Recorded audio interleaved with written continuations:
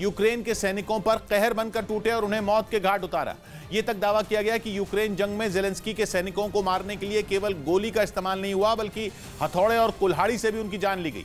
Zelensky की सेना 8 महीने से रूस के सैनिकों से लोहा ले रही है और रूस की मिसाइलों और खतरनाक हथियारों का सामना कर रही है। लेकिन दावा किया गया कि ज़ेलेंस्की के सैनिक कादिरोव के लड़ाकों से नहीं लड़ पा रहे और खूंखार चेचन लड़ाकों ने यूक्रेन के सैनिकों का मनोबल ही तोड़ दिया है, क्योंकि यूक्रेन के सैनिक उतने क्रूर नहीं हो पाए जितने कादिरोव के लड़ाके हैं। और ये सब इसलिए कहा गया क्योंकि चेचन लड़ाकों पर आरोप लगा कि वो पहले यूक्रेन के सैनिकों को गोली मारते थे और फिर कुल्हाड़ी और हथौड़े से उनके टुकड़े टुकड़े कर दिया करते थे। एक रिपोर्ट में दावा किया गया कि चेचन लड़ाकों की हैवानियत उनकी यूक्रेन में युद्ध नीति का हिस्सा थी, क्योंकि वो ऐसा करके यूक्रेन की सेना को दिमागी तौर पर कमजोर करना चाहते हैं, उनके मन में अपना खौफ बिठाना चाहते हैं। दावा किया गया कि चेचन लड़ाकों का यह तरीका काम भी आया, क्योंकि यूक्रेन के सैनिक कभी उस तरह से नहीं लड़ पाए जैसे कादिरोव के लड़ाके लड़े।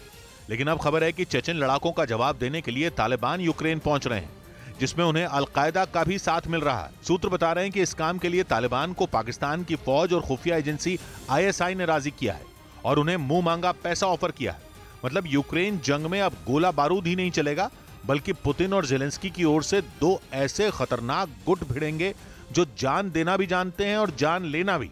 क्योंकि माना जा रहा है कि जो तालिबान यूक्रेन भेजे जा रहे हैं उन्हें कादिरोव के लड़ाकों की टक्कर का बनाया गया और उन्हें 1980 में अफगानिस्तान में हुई वो जंग भी याद दिलाई गई जिसमें रूस की वजह से लाखों लोगों की जान गई थी। क्योंकि उस जंग में रूस ने अफगानिस्तान की कम्युनिस्ट सरकार का साथ दिया था और रूस की सेना अफगानिस्तान की सरकार के समर्थन में विद्रोहियों से लड़ी थी, जिन्हें तब मुजाहिदीन कहा जाता था। जिसके बाद अमेरिका ने पाकिस्तान की मदद से अफगानिस्तान के मुजाहिदीन को लड़ाई के लिए तैयार किया और पूरी दुनिया से लड़ाकों को इकट्ठा करके उन्हें पाकिस्तान और चीन की सेना से ट्रेनिंग दिलाई थी। साथ ही इन्हें हथियार देने के लिए अमेरिका, ब्रिटेन, सऊदी अरब जैसे देशों ने अरबों डॉलर खर्च किए थे। और खबर है कि तालिबान लड़ाकों को पाकिस्तान ने एक बार फिर वही लड़ाई याद दिलाई जो 1-2 साल नहीं बल्कि करीब 9 साल तक चली, जिसमें लाखों लोगों की जान जाने का दावा किया गया था। और माना जा रहा है कि यूक्रेन जंग में तालिबान रूस से सालों पुराना बदला लेंगे, क्योंकि वो लोग जो 1980 के दशक में मुजाहिदीन थे वो अब तालिबान कहे जाते हैं। यानी तब के मुजाहिदीन और अब के तालिबान पहले भी रूस की सेना से लड़ चुके हैं और एक बार फिर वो यूक्रेन जंग में रूस की सेना से भिड़ने की तैयारी में है। खबर है कि वो यूक्रेन में गुरिल्ला वॉर लड़ेंगे, यानी ऐसा युद्ध लड़ेंगे जिसका सिद्धांत ही मारना और भाग जाना है। क्योंकि गुरिल्ला वार में सैनिक अचानक हमला करते हैं और दुश्मन का काम तमाम करके भाग जाते हैं। यही नहीं, खबर है कि तालिबान के लड़ाके सुसाइड बॉम्बर बनकर भी रूस पर हमला करने वाले हैं, जिसकी मिसाल था क्राइमिया ब्रिज अटैक। क्योंकि इस धमाके से जुड़ी कई अफवाहों में एक अफवाह यह भी है कि वो धमाका एक सुसाइड बॉम्बर ने किया और तालिबान के कई और सुसाइड बॉम्बर जल्द ही यूक्रेन की ओर से रूस के सैनिकों से भिड़ने वाले हैं। खबर है कि अफगानिस्तान में खाली बैठे 1 लाख तालिबान लड़ाकों में कई यूक्रेन जाने के लिए तैयार हैं, जिन्हें ट्रेनिंग ही लड़ने, मरने और मारने की दी गई है। मतलब यूक्रेन को ऐसे लड़ाके मिलने वाले हैं जो कादिरोव के खूंखार लड़ाकों से लोहा लेंगे और उन्हें उन्हीं की भाषा में जवाब देंगे।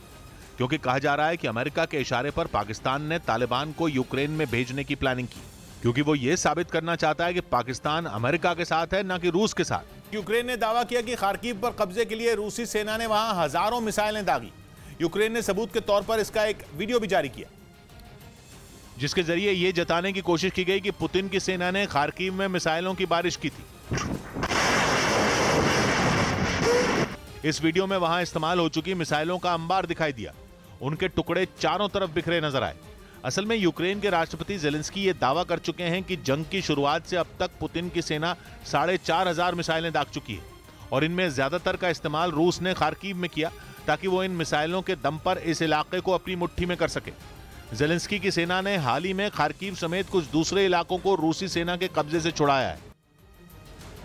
पश्चिम बंगाल के हावड़ा से डराने वाला एक वीडियो सामने आया। वहां आग लगने की वजह से एक प्लास्टिक गोदाम जलकर राख हो गया, जिससे उठने वाली लपटों को देखकर वहां अफरा तफरी मच गई। आग इतनी भयानक थी कि कई किलोमीटर दूर से भी दिखाई दी।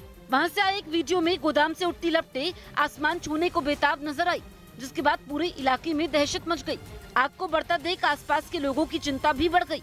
गनीमत रही कि हादसे के वक्त गोदाम में कोई मौजूद नहीं था। उधर घटना की जानकारी मिलते ही वहां दमकल विभाग की एक टीम पहुंच गई, लेकिन वो आग पर काबू पाने में नाकाम साबित हुई, क्योंकि जो गोदाम हादसे का शिकार हुआ वहाँ तक जाने वाली गली काफी संकरी थी। इसकी वजह से वहाँ दमकल की गाड़ियाँ पहुँच ही नहीं पाई। हालांकि दमकल की टीम ने कुछ छोटी गाड़ियों की मदद लेकर किसी तरह आग पर काबू पा लिया, लेकिन तब तक गोदाम पूरी तरह से जलकर राख हो गया। चीन को उसकी जगह दिखाने के लिए अमेरिका और जापान अगले महीने एक बहुत बड़ी मिलिट्री ड्रिल शुरू करने जा रहे हैं। हालांकि ये सैन्य अभ्यास अमेरिका और जापान का होगा, लेकिन उन्हें चीन के दूसरे दुश्मनों कनाडा, ऑस्ट्रेलिया और ब्रिटेन का भी पूरा साथ मिलने वाला है, ताकि हिंद और प्रशांत महासागर के इलाके में सबकी नाक में दम किए बैठे चीन को डराया जा सके। उसे ये दिखाया जा सके कि अगर वो अपनी दादागिरी से बाज नहीं आया तो फिर उसे अमेरिका और उसके साथी मिलकर जवाब देंगे। इसके लिए अमेरिका और जापान की सेना के करीब 36,000 सैनिक, पानी के 30 जहाज और 370 विमान 10 से 19 नवंबर तक चीन को अपना दमखम दिखाएंगे। कनाडा भी पानी के अपने 2 जहाज और ऑस्ट्रेलिया और ब्रिटेन अपना एक जंगी जहाज इस ड्रिल में भेजेंगे। लेकिन इस ड्रिल की जिस बात से चीन को सबसे ज्यादा मिर्ची लगने वाली है वो है उसकी लोकेशन। ये ड्रिल जापान के दक्षिण पश्चिमी टापुओं पर भी होने वाली है, जिनमें एक टापू है तोकुनोशिमा।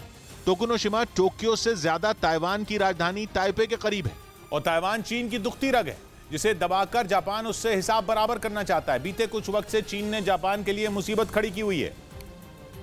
इसलिए जापान ने साल 2027 तक अपनी ताकत कई गुना बढ़ाने का प्लान तैयार कर लिया है। जापान की तैयारी आवाज की रफ्तार से 5 गुना तेज उड़ने वाली हाइपरसोनिक मिसाइलों को अपना हथियार बनाने की है। वहीं जापान अपनी सेना को अटैक ड्रोन से भी लैस करने की कोशिश में है।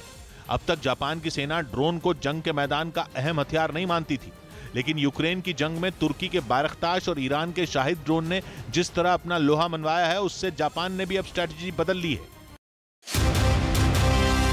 चैनल जो है आपके भरोसे पर खरा उतरने में नंबर वन सच की राह पर चलने में, आपके लिए लड़ने में नंबर वन आपकी आवाज बनने में, जिसके पास है एंकर की टीम नंबर 1, जो है राजनीति के खेल से लेकर खेल की कवरेज में नंबर 1, आज तक को पछाड़ अब है देश का नंबर 1 न्यूज चैनल।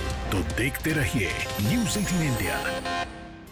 इस बीच खबर है कि यूक्रेन की जंग में ईरान का एक और आत्मघाती ड्रोन यूक्रेन की फौज पर कहर बरपाएगा। इस बार यह ऐलान खुद ज़ेलेंस्की ने किया है। यूक्रेन के राष्ट्रपति का दावा है कि ईरान और रूस के बीच हजारों अरश-2 ड्रोन की डील हुई है, जिनका इस्तेमाल यूक्रेन के खिलाफ किया जा सकता है। पहले से ईरान के शाहिद 136 ड्रोन यूक्रेन में तबाही मचा रहे हैं। यूक्रेन का दावा है कि शाहिद 136 ड्रोन का इस्तेमाल रूस की फौज कई हफ्तों से कर रही है, लेकिन अब शाहिद 136 से ज्यादा खतरनाक और कहीं ज्यादा सटीक अरश-2 ड्रोन की यूक्रेन में एंट्री होने वाली है। ईरान और रूस के बीच इस ड्रोन के डील की खबर ज़ेलेंस्की ने दी है और यूक्रेन को लगने लगा है कि ईरान से हजारों ड्रोन रूस भेजे जाएंगे। शाहिद 136 की ही तरह अरश-2 भी एक आत्मघाती ड्रोन बताया जा रहा है। यूक्रेन की टेंशन यह है कि अब तक वो शाहिद 136 ड्रोन के हमलों से ही परेशान है। अगर इससे भी खतरनाक ड्रोन जंग में उतरा तो जंग में यूक्रेन को बड़ा झटका लगेगा। शाहिद 136 ड्रोन का इस्तेमाल पिछले करीब 2 हफ्तों में बड़े पैमाने पर हुआ है। माना जा रहा है कि शाहिद 136 की कामयाबी के बाद ही रूस ने ईरान के साथ अरश-2 ड्रोन की डील की है, ताकि यूक्रेन के शहरों पर हमले तेज किए जा सकें। अभी तक अरश-2 ड्रोन का इस्तेमाल किसी जंग में नहीं हुआ है, लेकिन दावा किया जा रहा है कि अपने हर टेस्ट के दौरान यह ड्रोन अपने निशाने को भेदने में कामयाब रहा। शाहिद 136 ड्रोन की ही तरह यह भी कम ऊंचाई पर उड़ान भरता है, जिसकी वजह से दुश्मन के लिए इसे ट्रैक कर पाना आसान नहीं है। और दुश्मन की पकड़ में न आने की एक और वजह है इसकी रफ्तार। दुश्मन को चकमा देने के लिए यह बेहद कम रफ्तार से भी उड़ान भर सकता है, बिल्कुल ऐसे जैसे कोई पंछी गुजर रहा हो। सबसे खास बात यह कि यह 2000 किलोमीटर की दूरी तक सटीक निशाना लगा सकता है। इसका मतलब यह कि यूक्रेन का लगभग हर कोना इस ड्रोन की रेंज में होगा। वहीं अरश-2 ड्रोन अपने साथ 40 किलो तक विस्फोटक लेकर उड़ान भर सकता है। इतना विस्फोटक किसी पूरे शहर को तबाह करने के लिए काफी है। इसीलिए इसे शाहिद 136 से भी ज्यादा खतरनाक बताया जा रहा है। दावा यह है कि इस ड्रोन को ईरान ने इसी साल अपनी फौज को सौंपा है। इसे खास तौर पर इजरायल के खिलाफ इस्तेमाल करने के लिए बनाया गया था। इसलिए इसमें ऐसी तकनीक लगाई गई है कि इजरायल का आयरन डोम इसे छू भी ना पाए। लेकिन रूस और ईरान के बीच ड्रोन की इस डील की वजह सिर्फ यही नहीं है। दावा यह है कि रूस के लिए ईरान के ये ड्रोन बेहद किफायती हैं। आत्मघाती ड्रोन होने की वजह से इनका इस्तेमाल किसी ड्रोन की तरह कम और मिसाइल की तरह ज्यादा किया जा रहा है। मतलब ये कि जो काम रूस अपनी मिसाइलों के जरिए कर रहा था, अब वही काम ईरान के ड्रोन की मदद से किया जा रहा है। लेकिन ड्रोन और मिसाइल के खर्च में जमीन आसमान का अंतर है।